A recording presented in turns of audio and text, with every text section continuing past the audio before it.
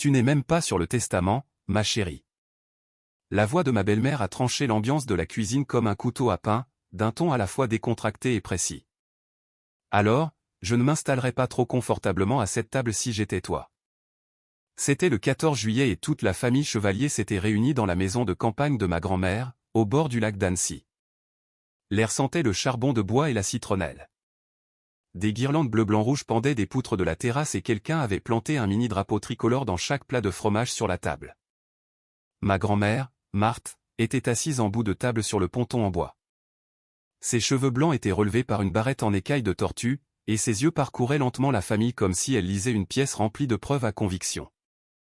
Elle venait de distribuer 4 enveloppes, une pour moi, une pour ma demi-sœur Chloé, une pour mon demi-frère Hugo, et une pour mon frère biologique Lucas, qui n'était pas venu parce qu'il avait un truc à Biarritz, ce qui signifiait qu'il évitait notre père.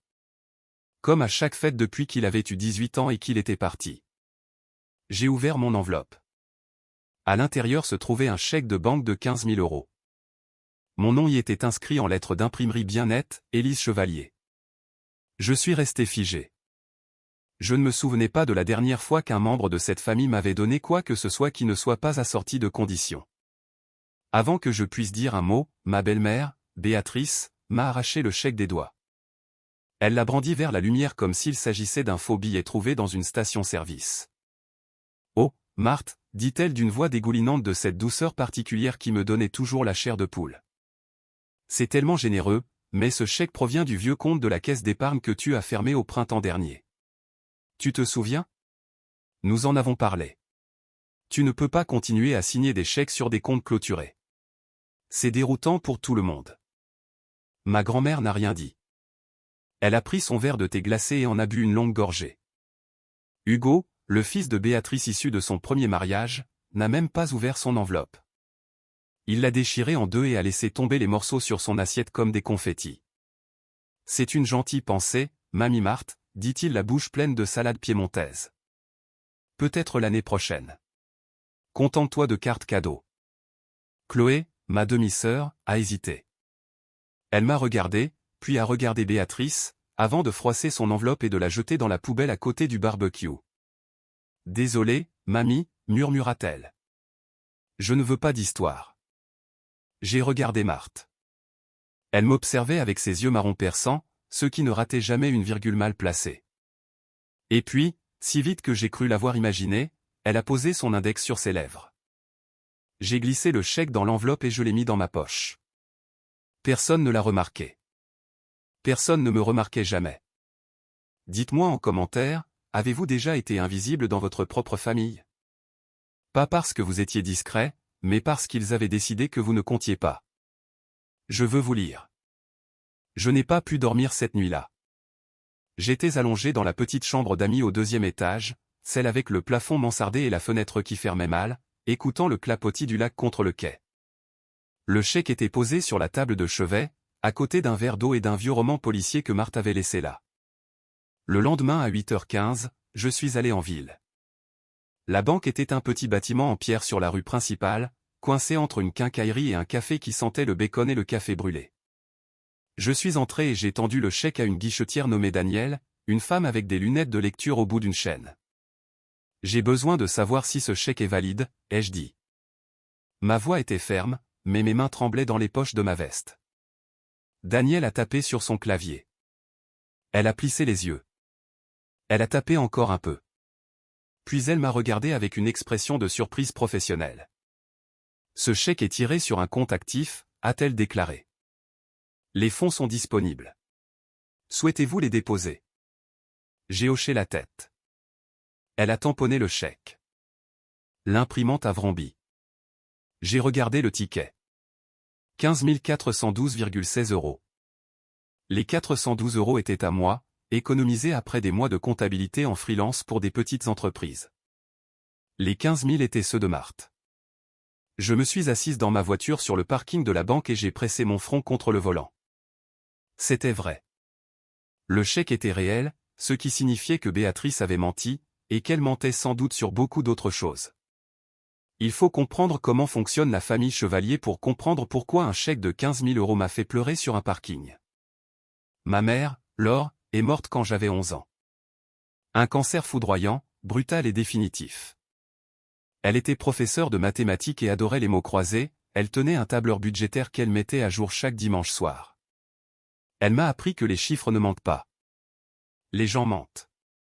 Les chiffres, eux, attendent juste que quelqu'un d'honnête les lise. Mon père, Damien, s'est remarié 14 mois plus tard. Béatrice de Hautecloque, une femme dont la fortune familiale remontait à 3 générations et dont la compassion s'arrêtait à la sienne. Béatrice a amené Hugo dans la famille. Hugo avait 2 ans de plus que moi, bruyant, sûr de lui et spectaculairement médiocre dans tous les domaines mesurables. Mais Béatrice s'est assurée que le monde le traite comme un prodige. Cours particulier de tennis, coach pour le bac, une Audi toute neuve pour ses 18 ans. Moi, j'ai eu une calculatrice graphique d'occasion et un rappel constant que les grandes études ne sont pas faites pour tout le monde. J'ai payé mes études en travaillant.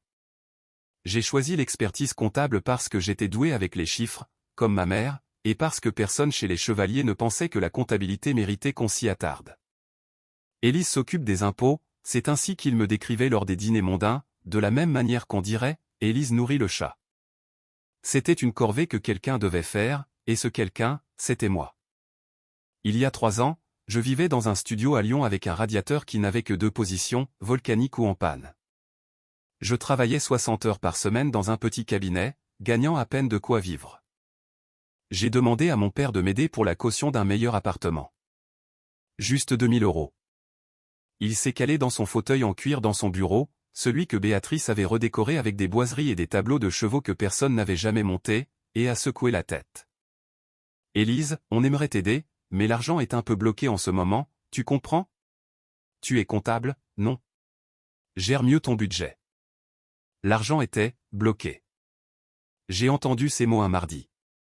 Le jeudi, Hugo publiait une photo Instagram depuis un complexe de luxe à l'île Maurice. En légende, il remerciait papa et maman pour ce voyage d'anniversaire. La chambre coûtait 1400 € la nuit. Je le savais parce que j'avais fait le rapprochement bancaire de la famille le mois précédent. Il ne prenait même pas la peine de me le cacher parce qu'il pensait que je ne faisais pas attention. Mais le truc avec les comptables, c'est que faire attention est littéralement notre métier. Ma mère m'a appris ça. Les chiffres attendent quelqu'un d'honnête pour être lu. J'étais honnête et je lisais. Il y a 2 ans, j'ai découvert l'existence d'un compte de placement. Pas par mon père, ni par Béatrice, mais par une lettre arrivée chez Marthe, qui m'avait été transmise par erreur. C'était un relevé trimestriel d'une société de gestion dont je n'avais jamais entendu parler. Il affichait un solde de 520 000 € sur un compte de confiance établi par ma grand-mère maternelle, Bernadette, décédée quand j'avais 9 ans. Cet argent devait m'être versé à mes 25 ans. J'en avais 27 quand j'ai trouvé cette lettre. Je n'en avais jamais vu un centime. Quand j'en ai parlé à mon père, il n'a pas scié. Ce compte a été restructuré il y a des années, a-t-il dit. Le capital a été déplacé vers un compte d'investissement familial pour l'optimisation fiscale. Béatrice et moi le gérons pour ton compte. Quand le moment sera venu, nous te le transmettrons. Quand le moment sera venu. Cette phrase me hantait. J'ai demandé à voir les relevés. Il a dit que le conseiller financier les enverrait. Ils ne sont jamais arrivés. J'ai demandé à nouveau. Il a dit qu'il s'en occuperait. Il ne l'a pas fait. J'ai demandé une 3e fois et Béatrice m'a prise à part. Élise, dit-elle, sa main manucurée sur mon épaule comme une griffe enveloppée de soie. Ton père et moi avons protégé cet argent parce que, franchement, tu n'as pas la sophistication financière nécessaire pour gérer une telle fortune. Tu es une petite comptable. Tu équilibres des carnets de chèques. Ça, c'est différent. C'est du vrai argent. Je suis expert comptable diplômé, ai-je répondu. Elle a souri. Exactement. Tu travailles pour les autres. Tu ne bâtis rien. Fais-nous confiance. Nous savons ce que nous faisons.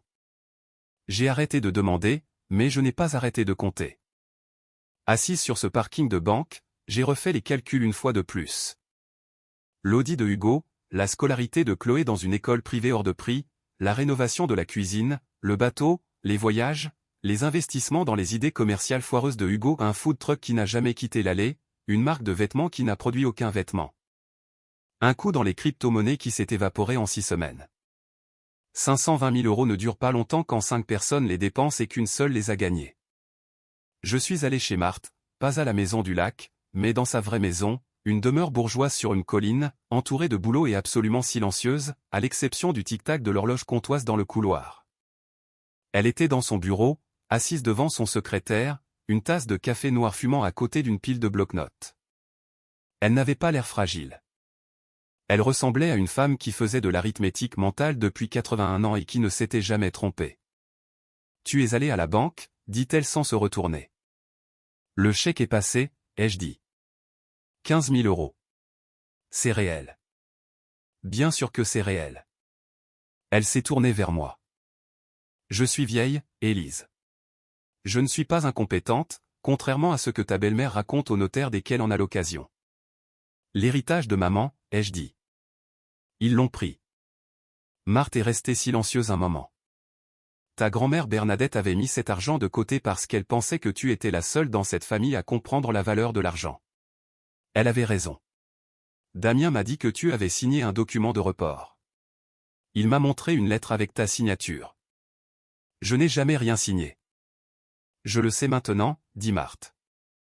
Mais j'ai besoin de plus que de simples soupçons. Béatrice murmure à l'oreille de mon avocat que je perds la tête. Si je les accuse sans preuve solide, ils demanderont une mise sous tutelle et je perdrai le contrôle de tout avant d'avoir pu te protéger. Tout, c'est combien? Marthe m'a regardé par-dessus ses lunettes. Le patrimoine est estimé à environ 12 millions d'euros. La maison du lac, cette propriété, les comptes d'investissement, les forêts dans le nord. J'avais prévu de tout diviser équitablement. Mais s'ils ont commis une fraude, la clause de déchéance est claire. La fraude annule le legs. Je me suis assise. Mes mains étaient fermes maintenant. Les tremblements avaient disparu. À la place, il y avait quelque chose de froid et de précis, ce sentiment que j'éprouve quand j'ouvre un tableur et que je sais que quelque part dans la colonne J, quelqu'un a menti. Qu'est-ce que tu veux que je fasse? Marthe a décroché le téléphone. Je vais appeler ton père. Je vais lui dire que je veux restructurer la distribution de l'héritage. L'accélérer. Éviter les frais de succession trop lourds. Mais j'aurai besoin d'un audit financier complet d'abord. Les documents du compte de placement, les dossiers d'investissement, tout sur la table. Je leur donne 72 heures. Ils vont tout fabriquer de toutes pièces, ai-je dit. Marthe a souri.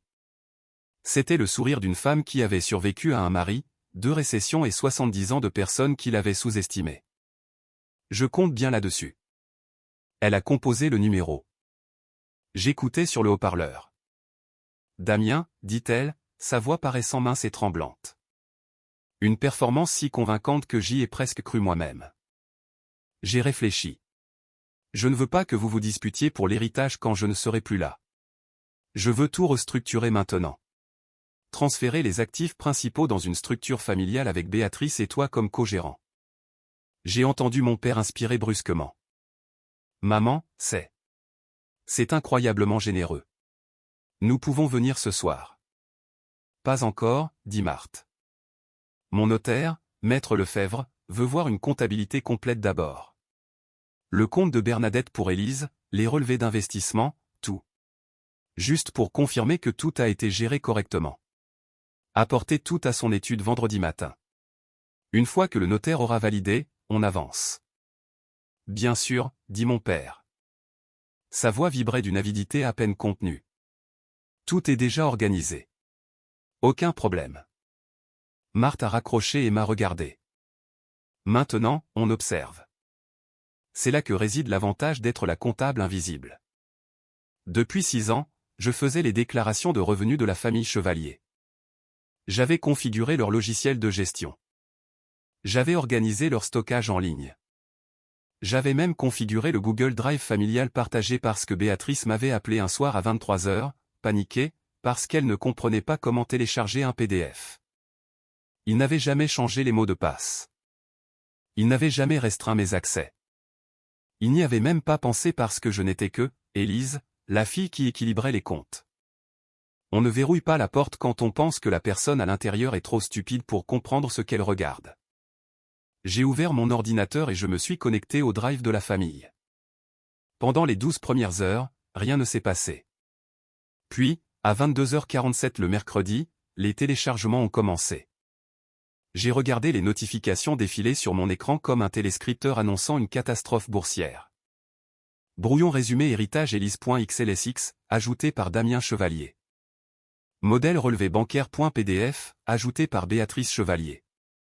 Résumé héritage v2.xlsx, ajouté par Damien Chevalier. Relevé final compte Bernadette.pdf, ajouté par Béatrice Chevalier. Notification de suppression. Brouillon résumé V2, supprimé par Béatrice Chevalier.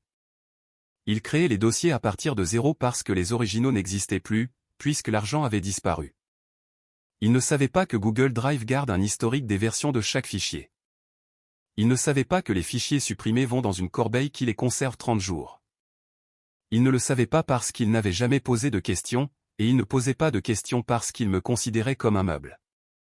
À 2h13 du matin le jeudi, le fichier final est apparu, relevé complet compte Bernadette.pdf. Je l'ai téléchargé. Pour une personne normale, il semblait impeccable. Il y avait le logo de la société de gestion. Il y avait l'adresse et le numéro de téléphone correct.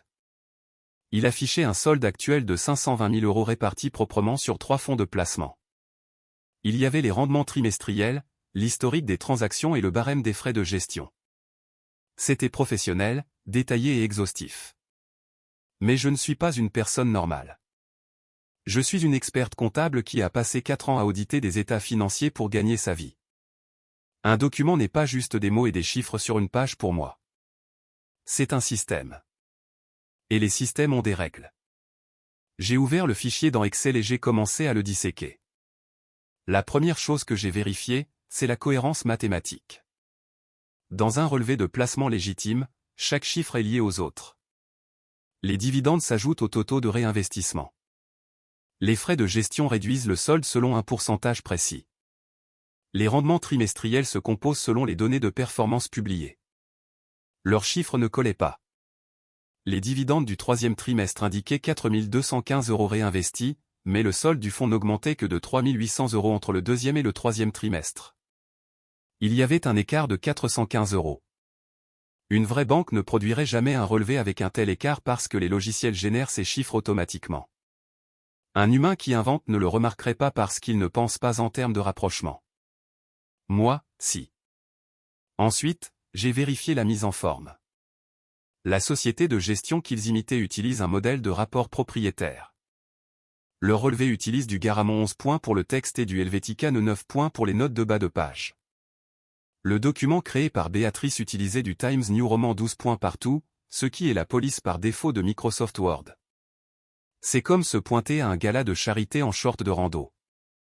Si vous savez ce que vous regardez, ça hurle à l'imposture. Puis j'ai vérifié les données de performance. Ils avaient listé 3 fonds avec leur code ISIN. J'ai extrait les rendements historiques réels de la base de données publique de Morningstar et je les ai comparés ligne par ligne. Leur rendement trimestriel inventé était proche, mais pas exact. Au deuxième trimestre, ils indiquaient un rendement de 1,87%. Le rendement réel était de 1,62%. Ils n'avaient pas vérifié. Ils avaient deviné, et ils avaient mal deviné. Enfin, j'ai vérifié les métadonnées. Les propriétés du PDF indiquaient qu'il avait été créé le mercredi à 23h58 à l'aide de Microsoft Word 2019. Le champ « Auteur » indiquait « Surface Pro de Béatrice ». Un relevé de placement légitime est généré par le logiciel de reporting d'une entreprise, pas construit sur Word sur un ordinateur personnel à minuit. J'ai tout sauvegardé. Le fichier, l'historique des versions, les journaux de suppression, le rapport de métadonnées, la comparaison Morningstar, le détail du rapprochement. J'ai tout mis sur une clé USB cryptée que j'ai verrouillée dans la boîte à gants de ma voiture. Puis j'ai appelé Marthe. Ils ont utilisé du Times New Roman, ai-je dit. Il y a eu un silence. Puis Marthe a ri. Un vrai rire, sonore et tranchant. Le son d'une femme qui attendait depuis très longtemps que quelqu'un dans cette famille fasse ses devoirs. À vendredi alors, dit-elle. Le bureau de Maître Lefebvre se trouvait au 3e étage d'un immeuble en briques dans le centre d'Annecy. C'était le genre d'étude de notaire qui n'avait pas été redécoré depuis 1994. Moquette vert foncé, diplômes encadrés et une table de conférence pouvant accueillir 12 personnes. Ce vendredi matin, nous étions 7.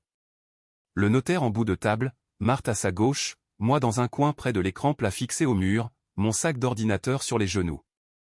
Et à 10 heures pile, les doubles portes se sont ouvertes pour laisser entrer mon père, Béatrice et Hugo. Béatrice portait un blazer crème et des diamants. Damien avait mis son meilleur costume bleu marine. Hugo suivait derrière dans une veste dont l'étiquette dépassait encore du col. Il ressemblait à une famille arrivant pour une signature de vente, prêt à empocher le chèque. Ils ne m'ont pas regardé. Pour eux, j'étais juste là pour l'assistance technique. Une rallonge électrique avec un pouls. Merci d'être venu, dit Maître Lefebvre en ajustant ses lunettes. Madame Chevalier a demandé une revue complète du compte de confiance de Bernadette avant de procéder à la restructuration du patrimoine. Damien, je crois que vous avez apporté la documentation ? Mon père a posé un dossier en cuir sur la table. Le bruit sourd était celui d'un homme qui pensait hériter de 12 millions d'euros. Tout est là, dit-il avec un sourire si confiant qu'il en devenait indécent. Le compte a été géré avec prudence. Le solde est solide. L'argent d'Élise est en sécurité. Ma vue n'est plus ce qu'elle était, dit doucement Marthe. Élise, pourrais-tu mettre ça sur l'écran ? En grand, pour que je puisse suivre. Damien m'a jeté un regard. Vas-y, dit-il, comme on dirait à un chien d'aller chercher la balle. Béatrice s'est penchée vers moi. Juste la page de résumé, murmura-t-elle. Ne complique pas les choses. Bien sûr, répondis-je. Je suis doué avec les chiffres. J'ai connecté mon ordinateur à l'écran mural. J'ai affiché leur PDF. Le relevé occupait tout l'écran. 520 000 euros. 3 fonds. 12 trimestres de données de performance. Ça avait l'air propre. Tout est en ordre, dit Damien. Comme vous pouvez le voir. En fait, dis-je, j'aimerais passer en revue quelques détails puisque c'est un examen formel. Damien a bougé sur sa chaise. La mâchoire de Béatrice s'est crispée, mais il ne pouvait pas s'y opposer. Pas devant le notaire. Pas sans avoir l'air d'avoir quelque chose à cacher. Bien sûr, dit Béatrice avec un sourire qui aurait pu couper du verre. J'ai commencé par les calculs. Ce relevé indique 4 215 euros de dividendes au troisième trimestre réinvestis dans le fonds de croissance, dis-je en surlignant la case. Mais le solde du fonds n'a augmenté que de 3 800 euros. Il manque 415 euros. Des arrondis, dit rapidement Damien. Les arrondis ne créent pas un écart de 415 euros dans un relevé généré par un système, répliquai-je. Les logiciels bancaires calculent au centime près. C'est une obligation légale. La pièce est devenue silencieuse. Je suis passé à la mise en forme. La société de gestion que vous imitez utilise du Garamond 11 points et du Helvetica 9 points, dis-je. J'ai affiché un véritable relevé provenant du site de la banque. Je l'ai mis côte à côte avec le leur. Votre document utilise du Times New Roman 12 points. C'est la police par défaut de Word. Le visage de Béatrice est devenu livide. Pas blanc, mais gris. Comme du béton en hiver. Je suis passé aux données des fonds. Voici les rendements trimestriels réels pour chacun de ces 3 fonds, extraits directement de Morningstar, dis-je en affichant la comparaison. Au deuxième trimestre, vous indiquez 1,87%. Le rendement réel était de 1,62%. Au quatrième trimestre, vous indiquez 3,41% pour le fonds Action Internationale. Le rendement réel était de 2,98%. Aucun de vos chiffres ne correspond à la réalité du marché. Hugo fixait ses mains. Damien agrippait le bord de la table. Béatrice était parfaitement immobile, comme une femme calculant combien de sorties il y avait dans la pièce. Et enfin, dis-je en affichant l'écran des métadonnées. Ce document a été créé mercredi à 23h58. Le logiciel utilisé est Microsoft Word 2019. L'auteur est identifié comme Surface Pro de Béatrice. J'ai laissé un silence s'installer. Un vrai relevé bancaire serait généré par la plateforme de la banque, dis-je. Il n'aurait pas été écrit sur un ordinateur portable personnel à minuit, 2 jours avant un rendez-vous chez le notaire. Je me suis tourné vers mon père. Il refusait de croiser mon regard. Vous n'avez pas géré cet argent, dis-je. Vous l'avez dépensé. Et quand on vous a demandé de prouver qu'il existait encore, vous avez fabriqué un faux document sur Word, rempli de chiffres inventés. En supposant que personne ne vérifierait parce que la seule personne de cette famille capable de le faire est celle que vous traitez de petite comptable depuis 10 ans. Béatrice a explosé. C'est absurde. Elle manipule tout. Les données sont à l'écran, Béatrice, intervint maître Lefebvre. Sa voix était calme et absolument fatale. Les métadonnées proviennent de votre propre appareil. Les chiffres ne concordent pas. Et vous avez soumis ce document dans le cadre d'un acte notarié en affirmant qu'il était authentique. Comprenez-vous les implications de cela? Silence. Damien s'est raclé la gorge. Sa voix n'était plus qu'un murmure. On a eu quelques problèmes de trésorerie il y a quelques années. On a emprunté au compte temporairement. On avait l'intention de le rembourser. Combien avez-vous remboursé? Demanda le notaire. Damien ne répondit pas. Combien, Damien? Dit Marthe. Sa voix ne tremblait plus du tout. Elle était d'acier. Rien du tout, finit par dire Damien. On l'a utilisé pour le train de vie, les projets de Hugo, la rénovation de la maison. On allait le remettre. Maître Lefebvre ouvrit un dossier. Il lut un document que je n'avais jamais vu auparavant. Quelque chose que Marthe et lui avaient clairement préparé. Le testament de Madame Chevalier inclut une clause de déchéance pour faute financière et malversation, dit-il. Tout bénéficiaire reconnu coupable de fraude financière, de faux ou de déclaration mensongère perd ses droits à la succession. La part confisquée est redistribuée aux bénéficiaires restants. Il referma le dossier. Damien, Béatrice, vous avez soumis un document financier falsifié à cette étude.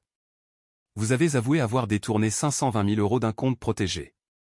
Selon les termes du testament, votre part combinée des 12 millions d'euros est désormais nulle. La chaise de Béatrice a reculé brusquement. Vous ne pouvez pas faire ça. On va contester. On va vous attaquer en justice. Vous êtes libre d'essayer, dit le notaire. Mais je dois mentionner que le rapport de métadonnées, l'historique du drive et la comparaison des rendements ont déjà été transmis au procureur de la République. La suite pénale leur appartient. Hugo s'est levé si vite que sa chaise a frappé le mur. C'est n'importe quoi. Je n'ai rien à voir avec cet argent. Tu as dépensé cet argent, Hugo, dis-je doucement. Le food truck, les vêtements, les cryptos. C'était mon héritage. Je ne savais pas d'où ça venait. Maintenant, tu le sais. Damien s'est tourné vers Marthe. Son visage s'effondrait. Pour la première fois de ma vie, j'ai vu mon père ressembler à un homme qui comprenait qu'il avait perdu quelque chose qu'il ne pourrait jamais racheter. Maman, s'il te plaît. On est ta famille. Marthe s'est levée lentement.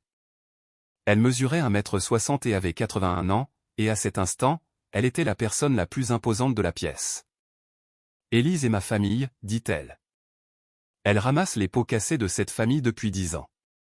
Elle a fait vos impôts. Elle a organisé vos dossiers. Elle a construit vos tableurs. Et vous l'avez remerciée en volant son héritage et en lui disant qu'elle n'était pas assez intelligente pour s'en apercevoir. Elle m'a regardé.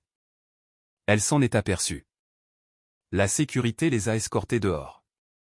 Béatrice s'est arrêtée à la porte et m'a attrapé le bras. Ses ongles se sont plantés dans ma peau. Tu penses avoir gagné, siffla-t-elle. Tu n'es rien. Tu ne seras jamais rien. J'ai retiré sa main délicatement. De la même manière qu'on referme un grand livre à la fin d'un audit. Je suis experte comptable, Béatrice, ai-je dit. Je n'ai pas besoin d'être quelqu'un. J'ai juste besoin d'être exact. La porte s'est refermée derrière eux. Plus tard, Marthe et moi étions assises sur la terrasse de sa maison bourgeoise, regardant le soleil se coucher sur les bouleaux. L'air sentait le pain et l'eau du lac. Tu as de la peine, dit Marthe. Oui, répondis-je. C'est naturel. Tu n'as pas seulement perdu un père aujourd'hui. Tu as perdu l'idée que tu te faisais de lui. Elle a posé sa main sur la mienne. Ta grand-mère Bernadette aurait été si fière de toi, dit-elle. Elle disait toujours que tu étais la seule à avoir compris que l'amour n'est pas un sentiment. C'est un bilan comptable. Et les gens qui t'aiment sont ceux dont les chiffres tombent toujours justes. 8 mois plus tard, le compte a été reconstitué à partir des actifs gelés de mon père et de Béatrice. Le parquet a engagé des poursuites. Damien a plaidé coupable de détournement de fonds et a été condamné à 3 ans de prison avec sursis et à une restitution totale. Béatrice a contesté les charges et est allée au procès. Elle a été reconnue coupable de faux, usage de faux et escroquerie. Hugo n'a pas été inculpé, mais il a perdu sa part de l'héritage suite à la clause de malversation. J'ai quitté Lyon. J'ai ouvert mon propre cabinet d'audit spécialisé dans la fraude dans un petit bureau à Aix-les-Bains. Ma première cliente était une femme dont l'ex-mari avait caché des actifs pendant leur divorce. J'ai trouvé 340 000 € dans une société écran enregistrée à l'adresse de sa mère. L'affaire a été réglée en 9 jours. Marthe et moi avons passé les vacances de Noël à Nice. Elle a commandé un cocktail au bord de la mer et a porté un toast à la mémoire de ma mère. J'ai fait de même. Mon père a appelé le mois dernier. J'ai regardé l'écran pendant un long moment. Puis j'ai mis le téléphone en sourdine, j'ai ouvert mon ordinateur et je me suis remise au travail. Les chiffres ne mentent pas. Les gens mentent.